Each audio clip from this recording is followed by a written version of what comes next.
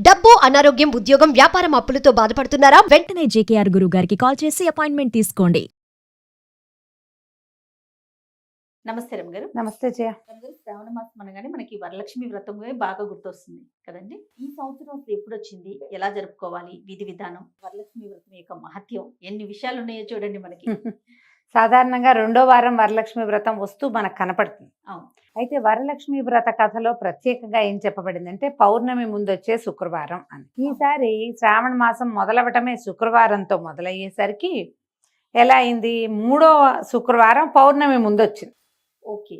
సాధారణ మనం పూర్వకాలపు లెక్క అయితే మనం ఏం చెప్పుకుంటామంటే మూడో వారం అంటే వ్రతమైన మరుసటి వారం పనికిరాదు పూజకి.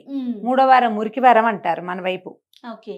మన ప్రాంతాల్లో అలాంటి మాట ఉంది. కానీ ఇప్పుడు ఇదేమైంది, ఈసారి మూడో వారమే మనకి వరలక్ష్మి వ్రతం ఏం వచ్చింది. పెట్టుకోకండి అని చెప్పి చూపించింది. అంతే, అలా ఏం లేదు. ప్రతి శుక్రవారము ప్రత్యేకమైందే. మీ మీ సొంత ఐడియాలు నా మీద ఇంపోజ్ చేయొద్దని చెప్తోంది లక్ష్మీదేవి. అంతే కదా. అంతేగా?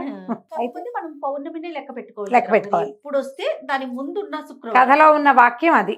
పౌర్ణమి ముందొచ్చే శుక్రవారం అని. పౌర్ణమి ముందు వచ్చిన మూడో శుక్రవారం నాడు మనం వరలక్ష్మి వ్రతం జరుపుకుంటాం. అయితే సంవత్సరం అంతా మనం లక్ష్మీ పూజలు చేసుకుంటాం.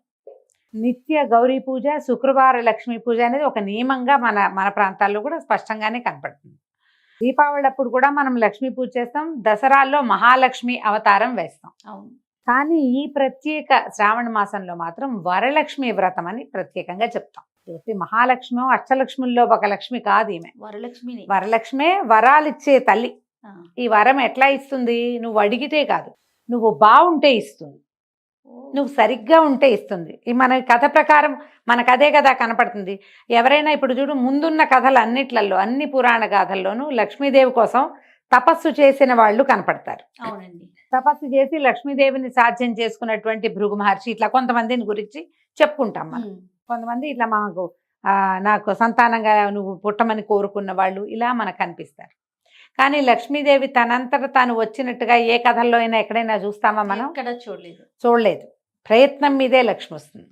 అయితే ప్రయత్నం లేకుండా ప్రత్యేకమైన విధానాలు కలిగి ఉన్న వాళ్ళని లక్ష్మీదేవి ఎలా అనుగ్రహిస్తుందో మనకిది తెలియజేస్తుంది. దీనికి పూర్వగాథ మనం ఏం చెప్పుకుంటాం వరలక్ష్మి వ్రతానికి? చారుమతీదేవి, కుండినంబ అనే నగరము, అందులో చారుమతీదేవి అనే ఒక బ్రాహ్మణ స్త్రీ. ఆమె భర్తని అనుసరించి ఉండేది. బుద్ధిమంతురాలు. అత్తమామల్ని బాగా చూసుకునేది. వాళ్ళ ఇంటికి వచ్చిన చుట్టాలు పక్కాలను చూసేది. చుట్టుపక్కల వాళ్ళతో గొడవ పడేది కాదు. వాళ్ళ ఇంట్లో ఉన్న విధానం, పూజా విధానము, మర్యాద అతిక్రమణించకుండా చక్కగా సజావైన ప్రవర్తన కలిగి ఉండేది. ఆమె ప్రవర్తనకి మెచ్చి లక్ష్మీదేవి కల్లో కనపడింది. నేను వరలక్ష్మీదేవిని, శ్రావణంలో నా యొక్క పూజ చెయ్యి, నీకు సకల సౌభాగ్యాలు ఇస్తాను అని. లక్ష్మి తనంతట తను వచ్చింది. మనం పద్యాల్లో చెప్పుకున్నాం, సిరిదా వచ్చిన వచ్చునని. సిరి ఎట్లా వచ్చింది? ఇలా వచ్చింది. తల వచ్చి వ్రతం చెయ్యి అని చెప్తే ఆమె పొద్దున్నే లేవగానే తన ఇంట్లో ఉన్న పెద్దవాళ్ళకి, తన భర్తకి, చుట్టుపక్కల వాళ్ళకి, కొంతమంది కార్తాంతికులు ఈ కథల్ని, స్వప్నాల్ని ఇది చేసి చెప్పగలిగే వాళ్ళని, కళ యొక్క ఫలితం, స్వప్న ఫలితాలు చెప్పగలిగే వాళ్ళని అందరితోటి మాట్లాడితే వాళ్ళు ఏం చెప్పారు, అమ్మవారు తానంతట తన కల్లో కనపడింది కాబట్టి మనం ఆమె ఆనతిచ్చిన ప్రకారము పూజ చేసుకుందాం. అది ఎప్పుడు చెప్పింది? శ్రావణ మాసంలో పౌర్ణమికి ముందొచ్చే శుక్రవారం నా యొక్క రోజు. ఆ రోజు నన్ను పూజించు. ఏమందరికీ చెప్పుకొని మా ఇంట్లో నేను పూజ చేసుకుంటా అని అనుకోకుండా చుట్టుపక్కల వాళ్ళందరినీ పిలిచి, ఇంకా చుట్టుపక్కలని కూడా పిలుచుకొని, ఎంతమందినో పిలిచి ఇంట్లో చక్కగా ఒక మండపం ఏర్పరిచి, పంచపల్లవాలతో కలశం ఏర్పరిచి, అంత ఆవు పెడతో అలిగి చక్కగా ముగ్గులు పెట్టి, ఎన్ని చెప్పారు వివరం, ఆవు పెడతో అలికారు, ముగ్గు పెట్టారు, మంచి ప్రదేశంలో ఒక మండప స్థాపన చేశారు, అందులో పంచపల్లవాలతో ఒక కలశం స్థాపించారు. సాంగంగా మన లక్ష్మీ పూజా విధానం అంటే శ్రీ సూక్త విధానంతో పూజ జరుపుకున్నారు. తర్వాత ఈ మండపానికి ప్రదక్షిణ చేశారు. ప్రదక్షిణ చేస్తుంటే ఒక్కొక్క ప్రదక్షిణకి ఒక్కొక్క సంపద చొప్పున ఈ ప్రదక్షిణ చేసే వాళ్ళందరికీ, ఇప్పుడు ఇందులో మళ్ళీ చూడు, ఎవరైతే కలొచ్చిందో చారుమతీదేవికి, ఆమెకు ఒక్కదానికే సౌభాగ్యం లభించిందని చెప్పట్లేదు. అవును. ఆమెతో పాటు ఆ వ్రతం చేసుకున్న వాళ్ళందరికీ చేతుల నిండా ఆభరణాలు కలిగినాయి, పాదాలకి బంగారాభరణాలు, అన్ని గజ్జలు, మువ్వలు, పట్టీలు వచ్చేసినాయి. వాళ్ళ ఇళ్లలో అన్ని చోట్ల సంపద వృద్ధి అయింది. వాళ్ళ కోసం వాహనాలు వచ్చినాయి. పూజ ఒక కళ వచ్చింది ఒక ఆవిడికి. కానీ అందరికీ మేలు జరిగింది. మేలు జరిగిందంటే ఆమె చెప్పిన మాట నమ్మి ఆమె అన్నది ప్రకారం మాట ప్రకారము ఈ వ్రతం చేసుకోవడానికి కదిలి వచ్చిన వాళ్ళందరికీ అంటే నమ్మకం ఉంటే నిజమవుతుంది. అంతే.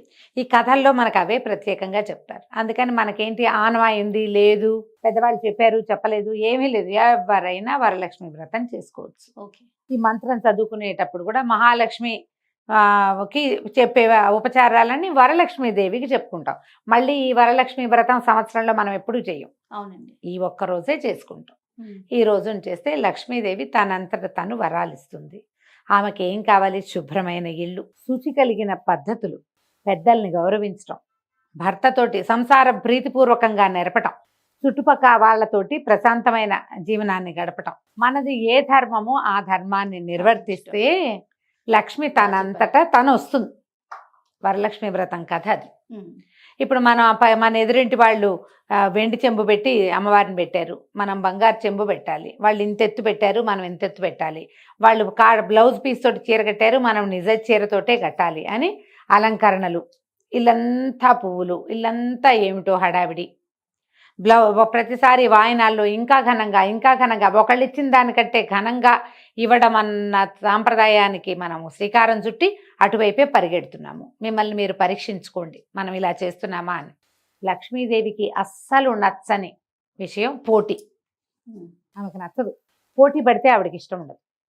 నువ్వు పోటీ పడద్దు, నీ పని నువ్వు చేసుకో. నువ్వు ఎంతవరకు చేయగలవు అంతవరకు చేయి. అందినంత మటుకు కాలు చాపుకోండి. విధానం వదిలేయద్దు.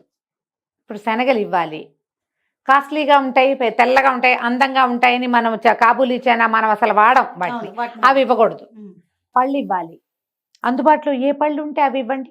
ఫారిన్ పళ్ళు ఏమైనా ఎక్సోటిక్ ఫ్రూట్సే తెచ్చి ఇవ్వాలన్న ప్రయత్నం పెట్టుకోబోకండి. వస్త్ర విశేషం ఇస్తే మంచిదే, మీ శక్తి కొలిది జాకెట్ మొక్క ఇచ్చినా మంచిదే, ఇవ్వకపోయినా పర్వాలా. చీరలు పెట్టాల్సిందే, లేకపోతే కుదరదు, వాళ్ళు బట్టలు చీరలు పెట్టారు వాళ్ళకి బాగా వచ్చింది మనకు వస్తుంది అట్లా అనుకోవద్దు. ఈ రకమైన ధోరణిలోకి వెళ్ళద్దు.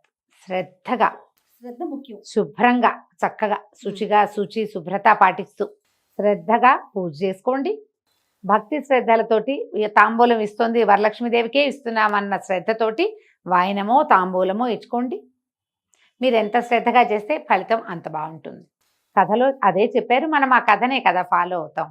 కాబట్టి ఈ ఆగస్టు 8వ తారీఖు 3వ శ్రావణ శుక్రవారం నాడు వరలక్ష్మి వ్రతాన్ని నిరభ్యంతరంగా చక్కగా శ్రద్ధగా జరుపుకోవచ్చు. నైవేద్యం విషయంలో ఏమైనా ప్రత్యేకమైన శ్రద్ధ తీసుకోవాలి? ఎలాంటి నైవేద్యం పెడతాం? సాధారణంగా అన్ని చోట్ల అందరూ కూడా 3 రకాలు లేదా 5 రకాలు లేదా 9 రకాలు 11 రకాలు 21 రకాలు కూడా నివేదనలు చేయొచ్చు. శక్తి కొలది మన ఓపికను బట్టి. మనం మామూలుగా చేసుకునే అన్నం పప్పు కూర అన్ని మామూలు పదార్థాలతో పాటుగా ప్రత్యేకంగా చిత్రాన్నాలు, పాయసము, పులిహోర, దద్దోజనం లాంటిది, తర్వాత ఏమో బూరెలు, శనగపప్పుతో చేసే పదార్థం ఏదైనా, శనగపప్పుతో మన మైసూర్ పాకు లాంటిది, బూందీ లడ్డు లాంటిది, అలాంటిది వడలు, శనగపప్పు వడలు. మసాలా అంటే ఉల్లిపాయలు అవి వేయకూడదు. సాధారణంగా అందరూ ఒకటే అడుగుతారు, పండగ రోజు ఉల్లిపాయ వెల్లుల్లిపాయ వాడచ్చా అని. ఇలా పూజా విధానం పెట్టుకున్న రోజున వెల్లుల్లి వాడబోకండి. నేను అబ్బాయి ఉల్లిపాయ వాడండి, స్ప్రింగ్ ఆనియన్స్ గారెల్లో వేస్తే బాగుంటాయి అని అడిగారు మొన్న ఒకరు. స్ప్రింగ్ ఆనియన్ కూడా వాడద్దమ్మా. పొద్దున్న చేసుకోవాలా సాయంత్రం చేసుకోవాలా, ఈ క్లారిటీ కూడా చాలా మంది ఈ సంవత్సరం కొత్తగా వచ్చిన, ఇంతకు ముందు ఎప్పుడు అడగల. అంటే మన లక్ష్మీ పూజ సాయంత్రం చేసుకుంటున్నాం కదా దీపావళికి, అందుకని అడుగుతారు. ఈ వ్రతాల్ని సువాసిని వ్రతాలు ఎప్పుడు ఉదయకాలమే చేసుకోవాలి. సాయంత్రం సూర్యాస్తమయం అయ్యే లోపల మీరు నానబెట్టిన శనగలన్నీ వాయనం ఇచ్చేసుకోవాలి. సూర్యాస్తమయం లోపలే వాయనాలు ఇచ్చేసుకోవాలి తప్పకుండా. భర్తకి, ఇంట్లో ఉన్న పెద్దవాళ్ళకి అక్షతలు ఇచ్చి కాళ్ళకి దండం పెట్టి అక్షతలు వేయించుకోండి. ఇది సువాసిని వ్రతం. భర్తల అభివృద్ధి కోసమే మనం ఈ వ్రతం చేసుకుంటాం. మనకు సంసార జీవితం బాగుండాలని. మనతో పాటు సాధారణంగా భర్తలు పెద్దవాళ్ళే అయి ఉంటారు కదా, పెద్దవాడు అనుకునేది అక్షంతలు వేయించుకోండి. అక్షతలు వేయించుకోవటం ఇది నియమంగా చెయ్యండి. ఒకవేళ మనకి ఈ పూజ చేసుకోలేని పరిస్థితి ఏదైనా ఉంటే ముందు వారాల్లో లేదా తర్వాత వారంలో అయినా చేసుకోవచ్చు. కానీ ఈ రోజున చేస్తే ఉండే ఫలితం వేరేగా ఉంటుంది. ఎందుకంటే ఇప్పుడు పౌర్ణమికి ముందున్న శుక్రవారం అని ఎందుకు చెప్పారంటే, పౌర్ణమి ముందు ఉండేటువంటి గ్రహస్థితులు వేరు, పౌర్ణమి తర్వాత వేరుగా ఉంటాయి. అందుకని ఇలా చెప్పబడింది. దీనికి పెద్దగా ఉపవాస నియమం లేదు. పొద్దున ఏదో అవి రకరకాల పదార్థాలు చేసి ఘనంగా భోజనం చేస్తాం కాబట్టి సాయంకాలం తేలికపాటి అల్పాహారం తీసుకోండి. సువాసిని వ్రతం కాబట్టి పెద్దగా బ్రహ్మచర్యం మీద అంత గట్టి నియమం చెప్పరు. పెద్దవాళ్ళు ఎవరైనా మీ ఇంట్లో ఉండి కాదని అవునని అంటే మీ ఇంట్లో విధానాన్ని పాటించండి. పెద్ద మాలాగా ఎవరినైనా అడిగితే ఇదే చెప్తాను. దానికి అంత నియమం పెట్టుకో ఏకభుక్తం భూసైనం అవి ఇక్కడ కనపడవు, ఇక్కడ చెయ్యరు. మీ శక్తి అనుసారం చక్కగా తాంబూలం ఇచ్చుకోవచ్చు, పూజ చేసుకోవచ్చు. పువ్వులు, పళ్ళు, తమలపాకులు, తర్వాత రవికల బట్ట ఏదైనా బ్లౌజ్ పీసులు లాంటివి, తర్వాత ఆభరణాలు ఏవైనా గాజుల్లాని చెవులకి మెడకి ఏమైనా పెట్టుకునేవి అలాంటివి కూడా ఇవ్వచ్చు. కొబ్బరికాయలు ఏవైనా మనం వాయనం ఇచ్చుకోవచ్చు, ఖర్జూరాలు ఇచ్చుకోవచ్చు. వాయనం అని చెప్తున్నాం, తాంబూలం అనుకోండి. కనీసం ముగ్గురికైనా వరలక్ష్మి వ్రతం పూజ చేసుకుంటే మాత్రం నేను పూజ చేస్తానండి ఎవరికి నేనేమి ఇవ్వను అంటే మీకు అలా ఇవ్వటం ఇష్టం లేకపోతే, ఒకవేళ అలాంటి వాళ్ళు ఉంటే ఎవరికైనా పళ్ళు, పువ్వులు ఏవైనా ఇవ్వండి. ఏదైనా ఇవ్వాలి, ఇవ్వడం అనేది నియమంగా పెట్టుకోండి. ఇది చేస్తే సరిపోతుంది. తర్వాత అమ్మవారికి పలానా కలర్ పువ్వులు ఏమైనా పెట్టాలి అలాంటి నియమం ఏమైనా ఉందా? అలాంటిది లక్ష్మీదేవికి ఆ నియమం ఏం చెప్పారు జయ. మనకి ఇప్పుడు చామంతులు విరివిగా దొరుకుతాయి, గులాబీలు దొరుకుతాయి, కొద్దిగా జాజి పూలు అవి దొరుకుతున్నాయి కదమ్మా. మాల కడతామా, ఓ మాల వేయటం, పువ్వులతోటి అలంకరించుకోవటం. మీరు ముఖము ప్రతిమ చేసి నీవే పెట్టుకునే వాళ్ళు కొంతమంది. ప్రతిమ లేదు, ఇప్పుడు మనకి వెండి ముఖాలు దొరుకుతున్నాయి, ఆ ముఖం పెట్టుకుని కొబ్బరికాయకి చిన్నగా వస్త్రం తోటి అలంకరించి ఒక స్వరూపాన్ని చేసుకోవచ్చు. పూర్వం నుంచి వచ్చిన పద్ధతి ఏంటంటే బంగారానికి పూజ చేసుకోవటం మన విధానంగా ఉంది జయ. కొత్త బంగారం కొనుక్కుని ఒక కాసు కొనుక్కుని కాసు లక్ష్మీదేవి అమ్మవారిగా పెట్టుకుని పసుపు ముద్దలో పెట్టడం, పూజ చేసుకోవటం.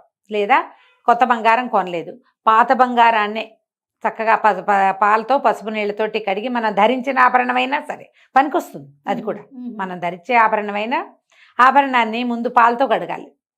మళ్ళీంచి తీసాక ఒకసారి కడిగేసి పాలతో కడిగి ఇట్లా పాల గిన్నెలో వేయండి, తీసేయండి.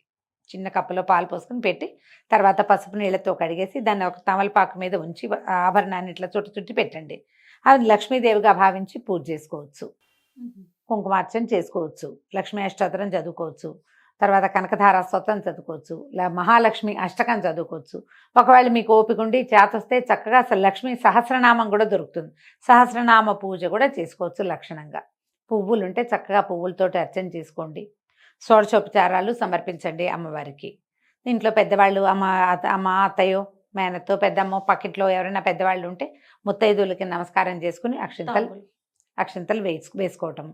ఇది మనం సాధారణంగా పాటించవలసిన విధానం. మీ ఊళ్ళల్లోనో ఇళ్లల్లోనో ఏవైనా ప్రత్యేకమైన విధానాలు ఉంటే వాటిని వదిలిపెట్టేయకుండా మానేయకుండా వాటిని పాటించండి. ఇది సువాసిని వ్రతం కాబట్టి ఈ ఒక్కరోజు భర్తల్ని దుర్భాషలాడకండి. మీకు కావలసినట్టుగా జరగకపోయినా సరే ఎంత జరిగితే అంతే అమ్మవారి వాళ్ళకి ఇచ్చిందని సరిపెట్టుకుని గొడవ పెట్టుకోకుండా చక్కగా వ్రతం పరిసమాప్తి చేసుకోండి. నమస్తే. నమస్తే జయ.